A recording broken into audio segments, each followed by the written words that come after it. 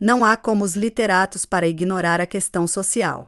Como literato, por exemplo, é tido um senhor Carlos Malheiro Dias, que para um jornal de S. Paulo exporta sobre o anarquismo coisas extraordinariamente fantásticas e absolutamente imprevistas. Impassível e solene, o pobre homem dá do anarquismo e da anarquia definições abracadabrantes, origens jamais sonhadas. O trecho que dele ofereceu como amostra à Aurora, de 23 de junho, é uma obra-prima de ousada ignorância e desdenhosa inconsciência. Temos agora outro.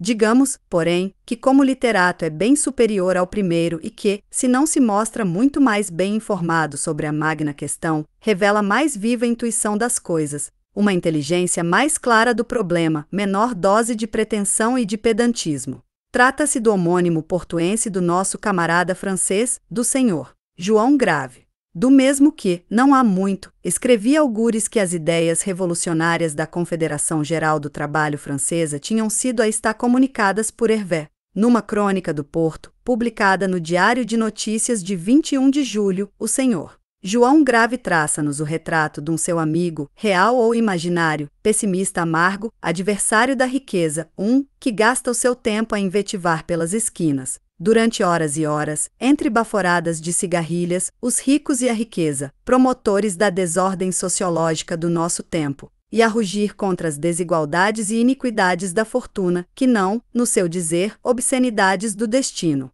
Tal como nos é descrito, este pessimista supersticioso é um vulgar descontente com as cruezas da sorte, sem critério renovador nem doutrina social alguma. Pois é nele que o escritor parece querer combater o socialismo. Para isso, começa por aproximar os desabafos do infeliz da doutrina de renúncia do cristianismo primitivo. E ei-lo bravamente a desfazer nessa nefasta teoria de pobreza e humildade, de resignação e sofrimento, teoria de morte e de que o socialismo, seja qual for a sua modalidade econômica, comunismo ou coletivismo, ou o seu método político, anarquismo ou democratismo, é a negação mais categórica e mais completa. Os desabafos do pessimista e a renúncia cristã, que o cronista julga formarem a essência das reivindicações modernas das classes produtoras e exploradas. Com que argumentos os critica ele? Com argumentos socialistas. Caso alegre, não é verdade? Assim, escreve. Porque a ventura do homem anda, desde as mais remotas idades, intimamente ligada à sua liberdade, mas não à liberdade expressa nas legislações. Para ser feliz, o homem carece de ser livre de leis, de regimes, de admirações, de convencionalismos. Precisa, enfim, de ser independente, não se vendo obrigado a recorrer ao auxílio de ninguém, indivíduo ou corporação, para ganhar a sua subsistência, levantando a fronte com altivez, não se vergando a cultos de qualquer espécie, não adulando quem quer que seja, reagindo continuamente contra todas as dependências, não se submetendo a determinadas imposições, afirmando incessantemente o seu caráter, o seu modo de pensar, as suas ideias, sem procurar colori-las ou desfigurá-las no intuito de captar as simpatias dos dominadores. Ora, esta esplêndida independência só a riqueza lhe dará. A infelicidade, o tumulto, a desordem atuais derivam, portanto, de um facto econômico. Não poderia esta passagem ser firmada por um socialista libertário? Sim, com efeito, o mal-estar e a desordem atuais derivam de um facto econômico, da miséria. Não é porque há ricos e riquezas que se tem o espetáculo doloroso de tantos males remediáveis, é porque há pobres, e é porque há exploradores e explorados, parasitas e produtores. É porque os ricos, detendo a terra e os instrumentos de trabalho, têm assim os meios de explorar e dominar, de escravizar a grande maioria, é porque os pobres, privados dos meios de produzir, não só dos que são obra da natureza, como o solo, mas também dos que são obra coletiva e indivisível das gerações, como as máquinas. Estão por isso dependentes da minoria de monopolizadores da vasta riqueza social.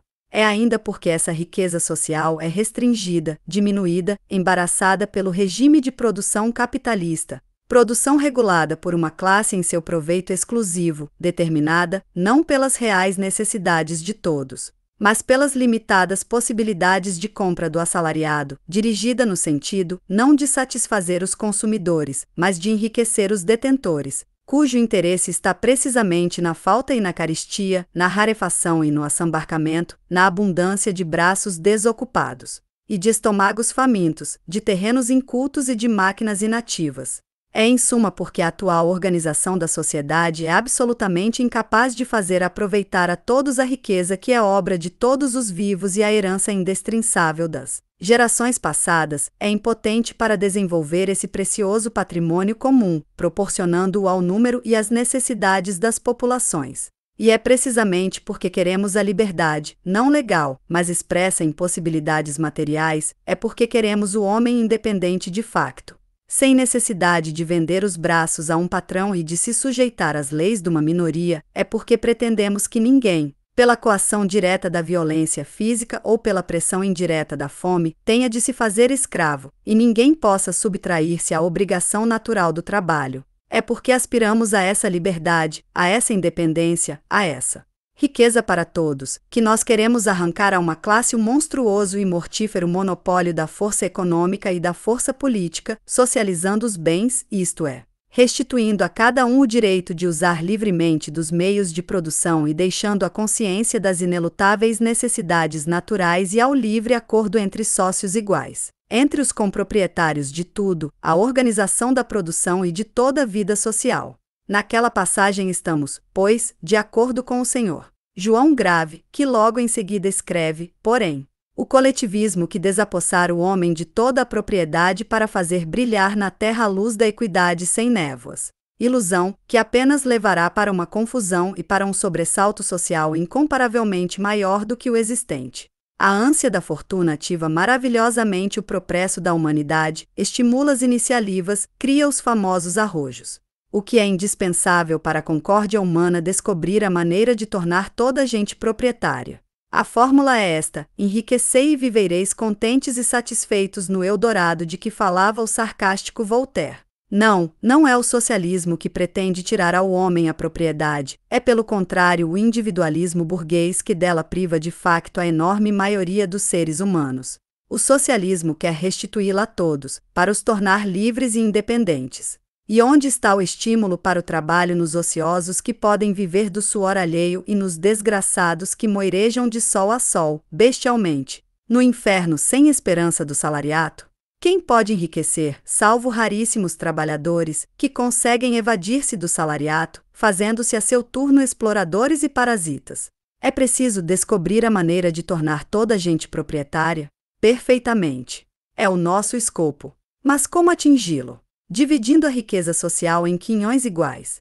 Seria impossível a avaliação, e ainda quando possível fosse, em breve voltariam a desigualdade e a miséria. Mas admitamos por hipótese todos ricos desse modo. Não havendo assalariados nem pobres, todos teriam que trabalhar. Como se organizaria a produção? Para não recorrer ao auxílio de ninguém, indivíduo ou corporação, trabalharia cada um para si, ou iria quando muito até as trocas individuais.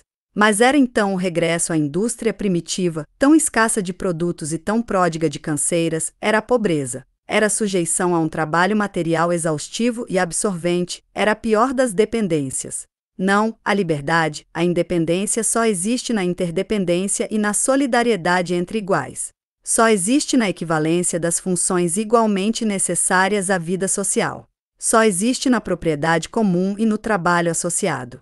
Só existe no socialismo, com a sua indispensável garantia de liberdade individual, que é para cada um o direito, em todos os casos, ao uso gratuito dos instrumentos de trabalho, a ter nos grupos produtores entrada e saída francas. Façamos todos os homens donos de tudo. Organizemos a produção tendo em vista as necessidades reais de todos, produzamos não para a venda, mas para o consumo.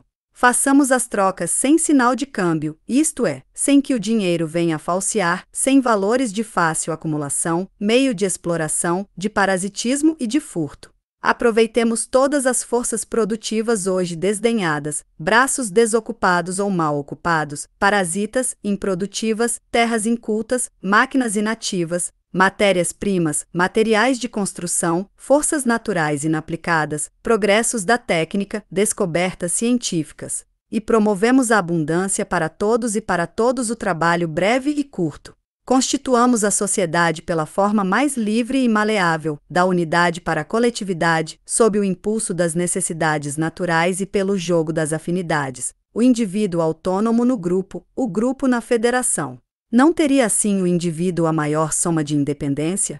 A independência material aumenta com a solidariedade. Na sociedade atual, dividida em classes, há dependência e subordinação de escravos.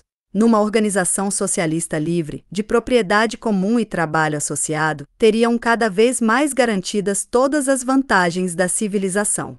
O próprio trabalho associado evoluiria no sentido da maior elasticidade, do menos número de vontades a congregar, da maior individualização, pela crescente abundância e generalização da força motriz e pelos progressos gerais da técnica.